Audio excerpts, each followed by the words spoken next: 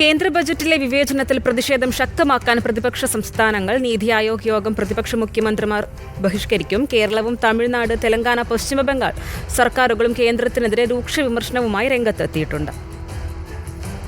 ബീഹാറിനും ആന്ധ്രാപ്രദേശിനും മാത്രം പ്രത്യേക സാമ്പത്തിക സഹായം നൽകിയ കേന്ദ്ര ബജറ്റിൽ പ്രതിഷേധം കടുക്കുകയാണ്. കേരളത്തിനു പിന്നാലെ തമിഴ്നാട്, തെലങ്കാന, പശ്ചിമബംഗാൾ മുഖ്യമന്ത്രിമാരും കേന്ദ്രത്തിനെതിരെ രൂക്ഷ വിമർശനവുമായി രംഗത്തെത്തി. കേന്ദ്രത്തിന്റേത് ഫെഡറൽ തത്വങ്ങൾക്ക് നിരക്കാത്ത ബജറ്റെന്നായിരുന്നു മുഖ്യമന്ത്രി പിണറായി വിജയന്റെ വിമർശനം. 1,74,000 കോടി രൂപ കേന്ദ്രം പശ്ചിമബംഗാളിന് നൽകാനുണ്ടെന്നും ആദ്യം കുടിശ്ശിക തീർക്കണമെന്നും മമതാ ബാനർജി. തെലങ്കാന, തമിഴ്നാട്, കർണാടക, ഹിമാചൽ പ്രദേശ് മുഖ്യമന്ത്രിമാരും ബജറ്റിനെതിരെ പ്രതിഷേധിക്കുമെന്ന് അറിയിച്ചു.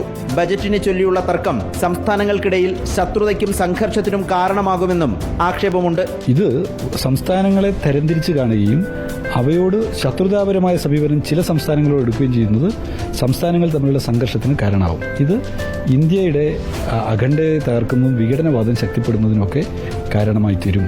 നേരത്തെ രാജ്യം അനുഭവിച്ചിട്ടുള്ള ചില മുൻ അനുഭവങ്ങൾ ഈ ഘട്ടത്തിൽ നമ്മൾ മനസ്സിലാക്കുന്ന കൂടി നല്ലതാണ്. പ്രതിഷേധത്തിന്റെ ഭാഗമായി ശനിയാഴ്ച നടക്കുന്ന നീതി ആയോഗ് യോഗം പ്രതിപക്ഷ മുഖ്യമന്ത്രിമാർ ബഹിഷ്കരിക്കും. കോൺഗ്രസ് മുഖ്യമന്ത്രിമാരും തമിഴ്നാട് മുഖ്യമന്ത്രി MK സ്റ്റാലിനും യോഗം ബഹിഷ്കരിക്കുമെന്ന് അറിയിച്ചിട്ടുണ്ട്. റിപ്പോർട്ടർ, ദില്ലി.